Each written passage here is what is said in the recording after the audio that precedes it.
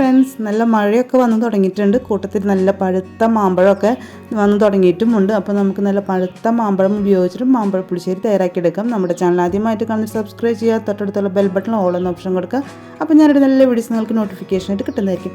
ഞാനിവിടെ മൂവാണ്ടൻ മാങ്ങയാണ് എടുത്തിരിക്കുന്നത്. 3 എണ്ണം എടുത്തിട്ടുണ്ട്. അതിൽ ഒരെണ്ണം ഞാൻ പീസാക്കി ഇട്ടിട്ടുണ്ട്. ഇനി നിങ്ങളുടെ കയ്യിൽ ഒരു മാങ്ങയോ പഴുത്തതുള്ളൂ എന്ന് വെച്ചാൽ ആ ഒരു മാങ്ങ ഇതുപോലെ പീസാക്കി ഇട്ടിട്ട് ജസ്റ്റ് ഒന്നിങ്ങനെ പിഴിഞ്ഞ് അതിൻ്റെ ചാറൊക്കെ അതിലാക്കി കൊടുക്കുക. ഇപ്പോൾ ഞാൻ എടുത്തു വെച്ചിട്ടുള്ള നമ്മുടെ മൂവാണ്ടൻ മാങ്ങയിൽ 3 മാങ്ങ ഇതുപോലെ ഒന്ന് പിഴിഞ്ഞ് അതിൻ്റെ ജ്യൂസൊക്കെ അതിലാക്കി മാങ്ങയൊക്കെ അതിലിട്ട് കൊടുത്തിട്ടുണ്ട്.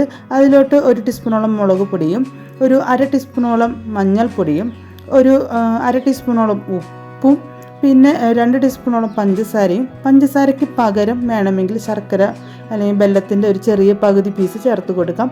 ഇനി അതിലോട്ട് കുറച്ച് കറിവേപ്പിലയും പിന്നെ മാങ്ങ നല്ല പോലെ വെന്ത് വരാൻ വേണ്ടിയിട്ട് ആവശ്യത്തിനുള്ള വെള്ളവും ഒഴിച്ച് കൊടുത്ത് നമുക്ക് ഫ്ലെയിം ഓണാക്കി കൊടുക്കാം. മാമ്പഴ പുളിശ്ശേരി തയ്യാറാക്കുമ്പോൾ പ്രത്യേകം മൺചട്ടിയിൽ തയ്യാറാക്കിയെടുക്കാൻ പ്രത്യേകം ശ്രദ്ധിക്കുക. നമ്മുടെ മാമ്പഴമൊക്കെ നല്ല പോലെ വെന്ത് വരുന്ന സമയം കൊണ്ട് നമുക്കിതിലോട്ട് ആവശ്യമുള്ള അരപ്പ് തയ്യാറാക്കിയെടുക്കാം. അരമുറി നാളികേരം എടുത്ത് മിക്സിയിലോട്ട് ഇട്ട് കൊടുക്കാം. അതിലോട്ട് 1 ടീസ്പൂണോളം ചെറിയ ജീരകം ഇട്ട് കൊടുക്കാം. ഇനി എരിവിന് ആവശ്യമുള്ള പച്ചമുളകാണ് ഇട്ട് കൊടുക്കേണ്ടത്. ഞാനൊരു 4-5 പച്ചമുളക് ഇട്ട് കൊടുക്കുന്നുണ്ട്.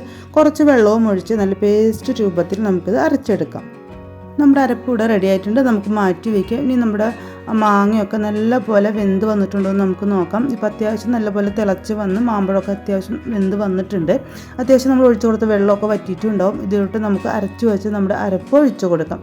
മിക്സിയുടെ ജാറിൽ കുറച്ച് വെള്ളം കൂടി ഒഴിച്ച് ബാക്കിയുള്ള അരപ്പും കൂടി ഇതിൽ മിക്സാക്കി കൊടുക്കാം. അതിനുശേഷം അരപ്പിൻ്റെ പച്ചക്കുത്ത് മാറുന്നത് വരെ ഒന്ന് തിളച്ച് വറ്റാൻ വേണ്ടി നമുക്കൊന്ന് വെയിറ്റ് ചെയ്യാം.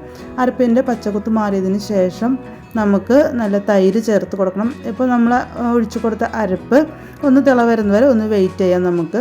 ഇപ്പോൾ അത്യാവശ്യം നല്ലപോലെ തിളച്ചു, അതിൽ പച്ചക്കുത്തൊക്കെ മാറിയിട്ടുണ്ട്. ഇതിലോട്ടൊരു 1/2 ഗ്ലാസ് തൈരാണ് ഒഴിച്ചു കൊടുക്കുന്നത്. ഇപ്പോൾ ഞാൻ ഫ്ലെയിം ഓഫാക്കി കൊടുത്തിട്ടുണ്ട്.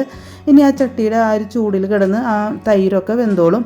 ഇനി നമുക്ക് ആ തൈരൊക്കെ ഒന്ന് മിക്സ് ആക്കി കൊടുക്കാം. വളരെ ഈസി ആയിട്ട് തന്നെ എല്ലാവർക്കും തയ്യാറാക്കിയെടുക്കാൻ പറ്റുന്ന ഒന്നാണ് മാമ്പഴ പുളിശ്ശേരി. നല്ല ടേസ്റ്റുമാണ്.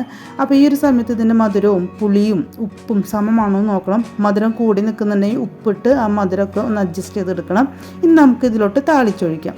ഞാനൊരു ചട്ടി എടുത്ത് വെച്ചിട്ടുണ്ട്. അതിലേക്ക് 1 ടേബിൾ സ്പൂൺ വെളിച്ചെണ്ണ ഒഴിച്ച് കൊടുത്തിട്ടുണ്ട്. അതിലോട്ട് 1 ടീസ്പൂണോളം കടുക് ഇട്ട് കൊടുത്തിട്ടുണ്ട്.